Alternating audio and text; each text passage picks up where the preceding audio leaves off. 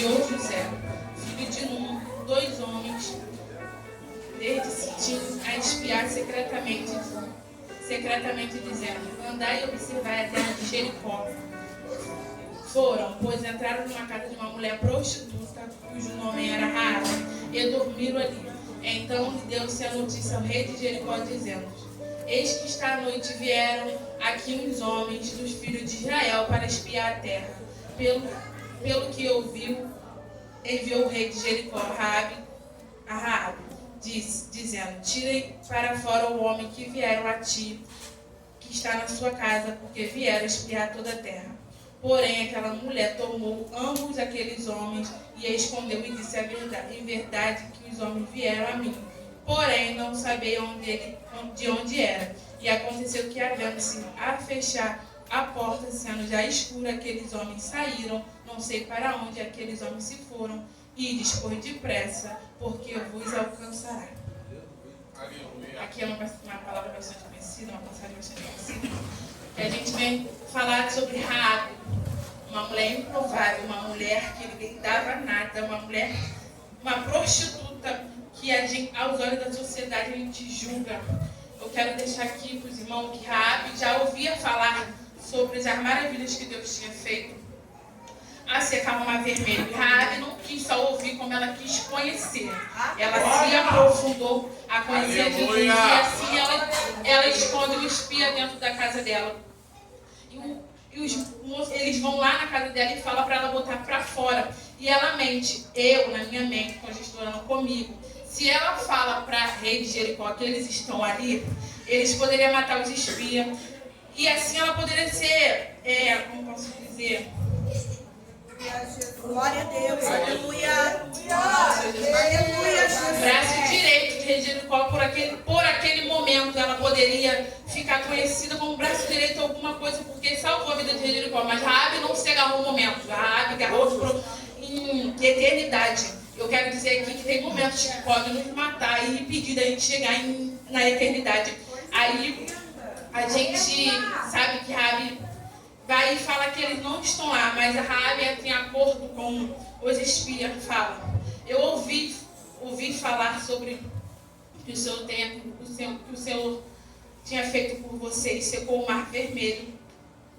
E da mesma forma que eles usam de misericórdia para convosco, que eles iam usar de misericórdia por mim e pela vida de meu pai.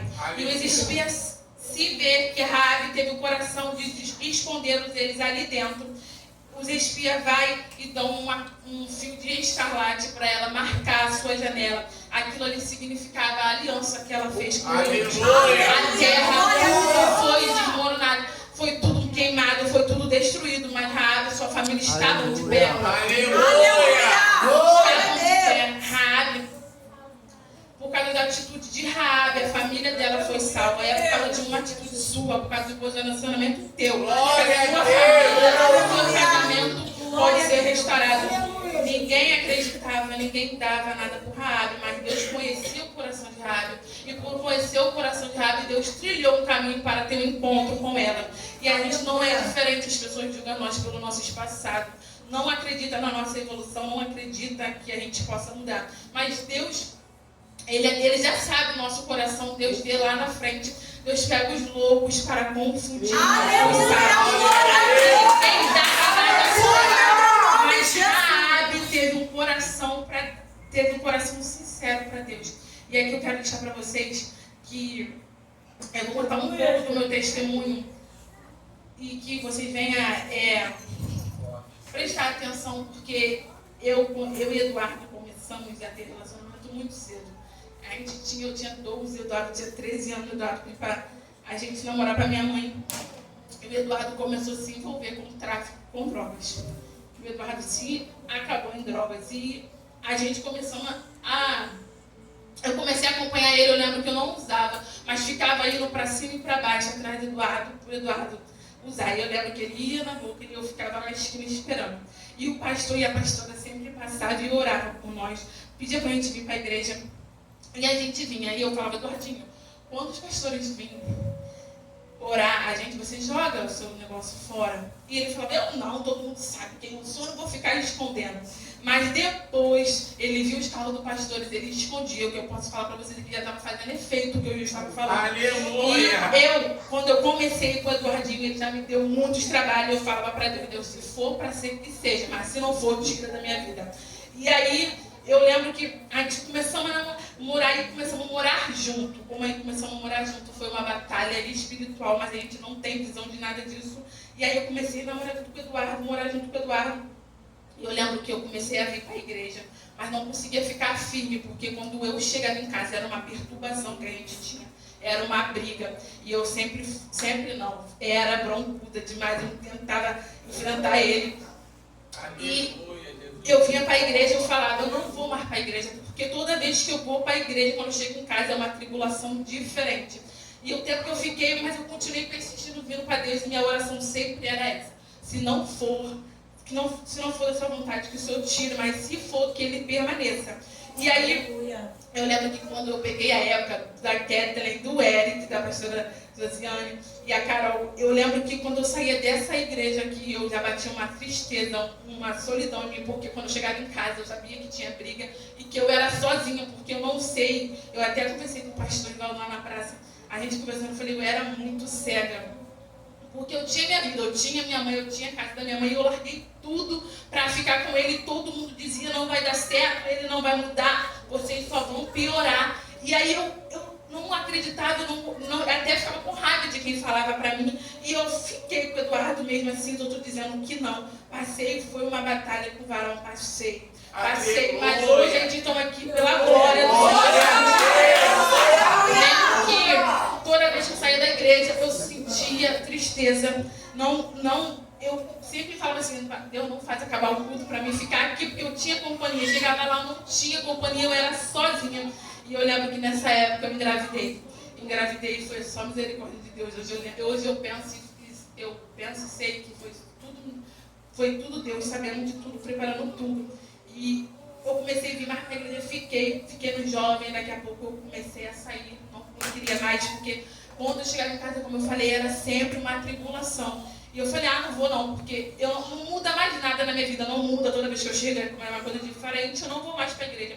Passou uns tempos, eu estava completando 5 meses, eu fui perdi e eu chorava, que aquilo ali para mim ia ser minha alegria, ia ser uma companhia para mim, porque eu não tinha. E aí quando eu perdi foi uma tristeza, uma solidão que eu não tive. Quando eu era sozinha, eu fiquei, quando eu perdi meu filho, fiquei com uma depressão, que eu não saía de quarto tudo, eu chorava. E eu não sabia o propósito de Deus na minha vida. E eu vou falar uma coisa para vocês aqui, eu nunca fui de frequentar a igreja. Minha avó me levava quando eu era criança, mas eu dormia, nunca fui de...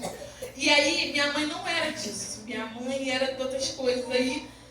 E através do Eduardo, em defeito todo do Eduardo, o Eduardo era uma pessoa muito temente a Deus, ele orava. E isso ali, através dele, que foi me fazendo conhecer e sentir vontade de vir para a igreja. E aí, eu fui engravidei e a gente teve um relacionamento horrível, gente, era um relacionamento perturbador. Eu e o Eduardo brigavam muito. E teve um tempo que a gente se separou, ficou bastante tempo. E quando a gente voltou, eu lembro que aquela casa que a gente morava já não era mais minha, ficou com meu irmão e a gente se mudamos para ali, para perto no Metrópole. Começamos a morar de aluguel, mas o Eduardo não tinha mudado. O Eduardo só tinha começado a trabalhar de carteira assinada, mas o Eduardo cada vez piorava. E aí eu lembro que eu engravidei do Heitor, eu lembro que era uma batalha espiritual, mas a gente não sabe. E aí eu lembro que o Eduardo sentia muita dor. Quando ele usava droga, ele usava muita droga. Quem conhecia o Eduardo sabe que o Eduardo se aprofundava em drogas e ele sentia dor. E eu lembro que eu ficava, da hora que ele saía para usar droga, até a hora que ele voltava em casa, andando para um lado e para o outro, falando, Deus, cadê esse garoto? Eu não vou dormir, eu não vou conseguir dormir. E eu falava, Deus, faz alguma ocasião, alguma coisa para trazer ele para mim descansar, porque eu já estou cansada.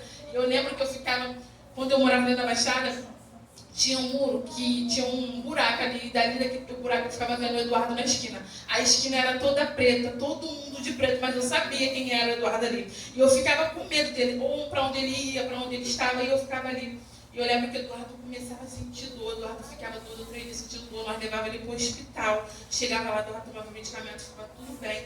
E voltava depois da droga de novo. E hoje não é diferente com Deus. A gente, quando está precisando, a gente está quebrantado, a gente vem para Deus com uma vontade, com uma ousadia. A gente pede, Deus abençoa, a gente vai embora ao menos sem agradecer a Deus.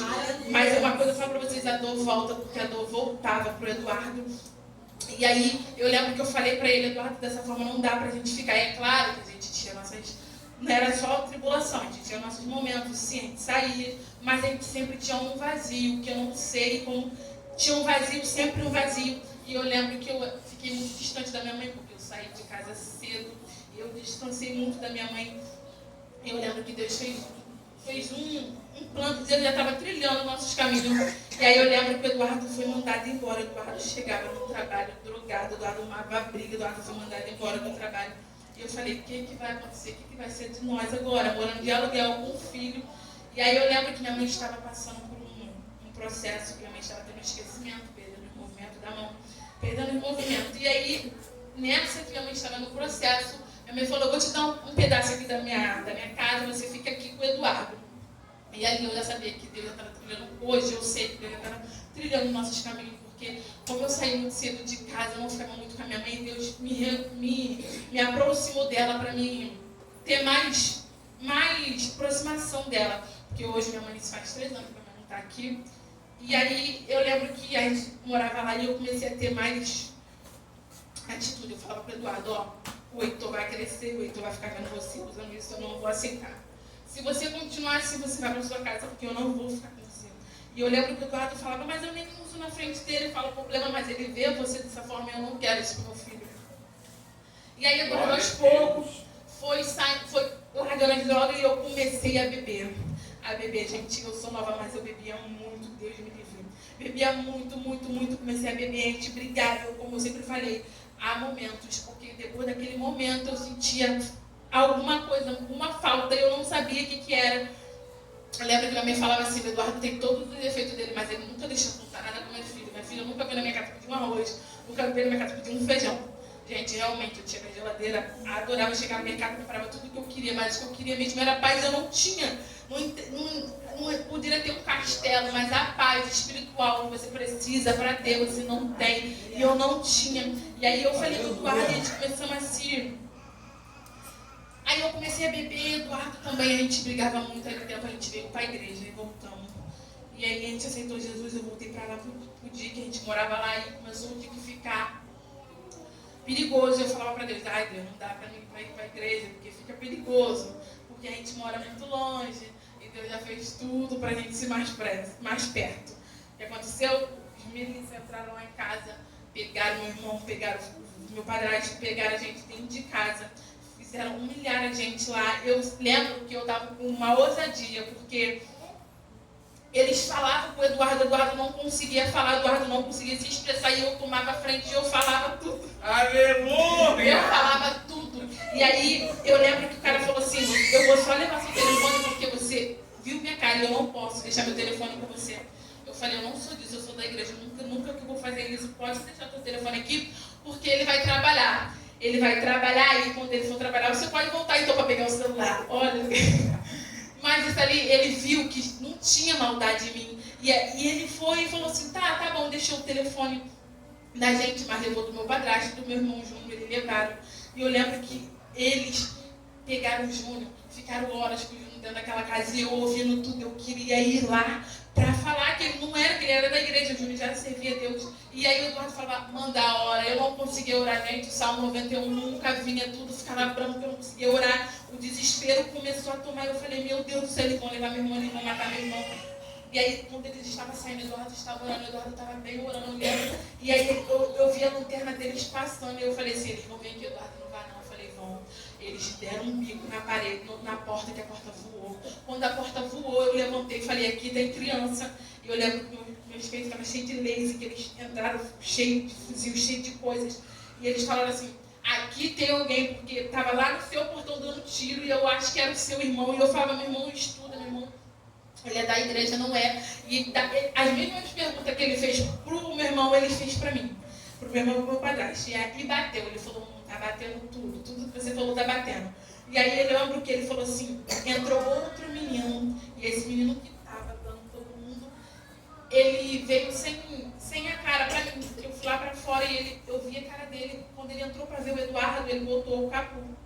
E ele falou pro Eduardo assim, um garoto falou pro menino assim, você conhece ele? Ele ficou horas olhando pro Eduardo, e horas. E a gente começamos a namorar cedo, mas o Eduardo, bem cedo, o Eduardo já bebia, o Eduardo já fazia muitas merdinhas por aí. E aquilo ali me dava um medo, e eu orava na minha mente, eu falei, Senhor, não deixa esse cara reconhecer o Eduardo. E eu orava e o outro menino ficou horas olhando pro Eduardo como se tivesse conhecido ele. Mas aí ele foi e falou, não conheço ele não. O cara falou, você tem certeza?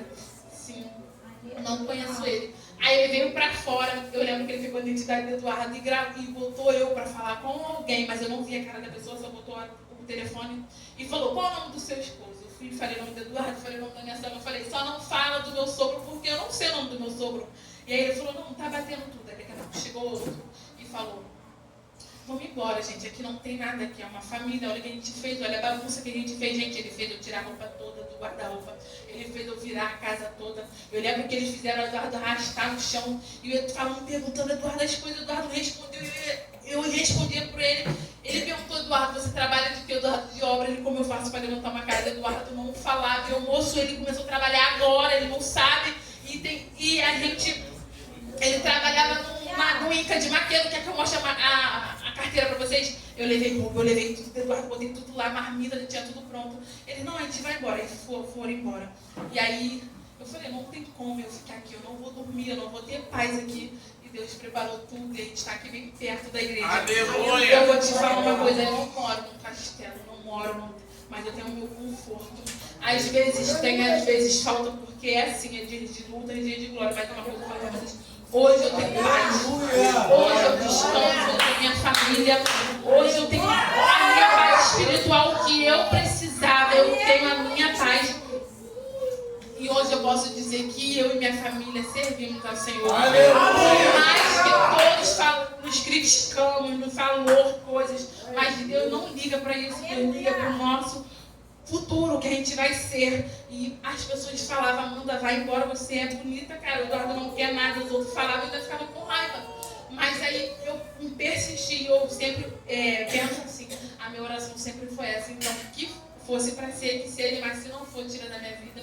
E hoje a gente toma aí pela glória e honra do Senhor Jesus. Eu venho falar para vocês, a gente venha ser igual Raabe, ter curiosidade, ter vontade de conhecer Jesus, porque Raabe, ninguém dava nada por ela, mas Raabe teve um coração, uma curiosidade por Deus, que foi ela e a família dela salva, e nada Deus não tem limite para trabalhar na sua vida, a não ser se você querer e ter vontade de trabalhar na vida, de servir a Deus, porque não é só chegar aqui, sentar, entre em casa, porque a gente chega no culto, a gente só vem para entregar em casa, que a gente tem que adorar, buscar a Deus em nome do Senhor Jesus.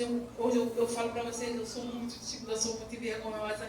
Eu falei, Lucas, eu não vou pregar. Desde a primeira vez que ele falou, eu falei, eu não vou pregar. E aquilo ali ficou corroendo no meu coração, o Eduardo pregando para mim em casa, e aquilo ali corroendo no meu coração. Eu falei, gente, eu estou sentada ali, e eu estou ali para quê então? E aí eu fiquei, mas eu falei, não vou falar para ele que eu vou pregar. E a gente conversando, eu falei, quem vai ser a última a pregar? E ele falou, você. Eu falei, não, eu não, tá doido? Ele, você. E ele falou, só pensa então. Eu falei, tá. E eu fiquei pensando, gente, eu não ia vir, mas uma hora Deus vai usar a gente para ir para fora. E como que eu vou falar de Deus aí fora, se nem aqui dentro eu consigo falar dele? Não tem eu querer falar dele, se eu mesmo nem aqui dentro, para vocês aqui eu ia conseguir falar. Não tem como eu ir para fora. Deus não quer a gente sentado, Deus quer fazer nas nossas vidas. Basta a gente querer se aprofundar. Deixa que o povo fala, a gente não sabe falar mesmo aos poucos, a gente vai pegando. Mas Deus trabalha nas nossas vidas. E eu quero agradecer muito a oportunidade que o Lucas me deu, porque foi uma coisa que eu não queria, mas aquilo ali ardia no meu coração. E mais uma coragem que deu em mim de estar aqui.